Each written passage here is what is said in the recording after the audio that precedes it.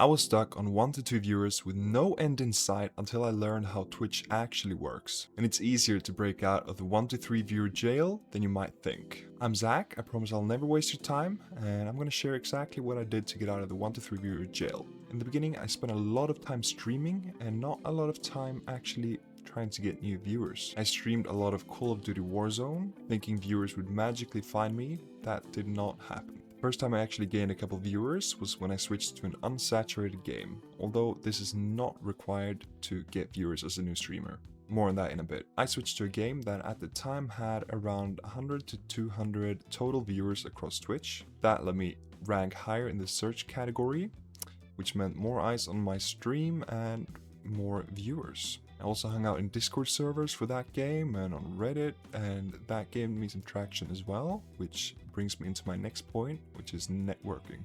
Networking is, in my opinion, the most important tool to grow. That is, if you're not gonna absolutely crush it with short form content. Cut my stream time in half, started hanging out in other people's streams, getting to know their community, which eventually led to them and their community hanging out in mine. I also spent a lot of time experimenting with short form content. After you decided what game you want to play, what you want to do is go to TikTok or YouTube and search up short form content from the top creators and not copy, but recreate their formats, recreate their hooks, the first few seconds that get you to stay in the video, recreate their titles and their hashtags without stealing, of course. However, you can get 1 million views on a TikTok without getting a single new follow or viewer on your Twitch. People scrolling TikTok, Shorts, or Instagram Reels are very comfortable. You need to give them a real reason to close the app and open up Twitch and drop you a follow instead. I break down exactly how I did that and my full networking approach in my ebook, which just launched. It's linked at the top of the description if you're interested at all. Now, once you've started pulling in a few new viewers, you need to turn them into regulars. This is done by creating a community feeling around your stream. Keep a cohesive theme all across your Twitch page. Consider making a Discord server for your stream so your community can hang out in between streams as well. And most important of all, be consistent. Having a schedule you stick to is highly recommended.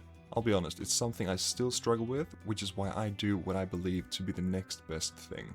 I post all my upcoming streams weekly in my Discord server and try to have them at around the same time each night. That way people know when I'm going live without having to rely on the Twitch notifications. One more thing worth mentioning, you do not need an expensive microphone or webcam, although you should probably focus a little bit on getting at least a decent microphone, because no one is going to watch your stream if the audio is just terrible. So if you actually implement what I covered here today, networking, short form, consistency, you will get to 10 average viewers. It's not about luck, it's just about a short checklist that most people forget to follow.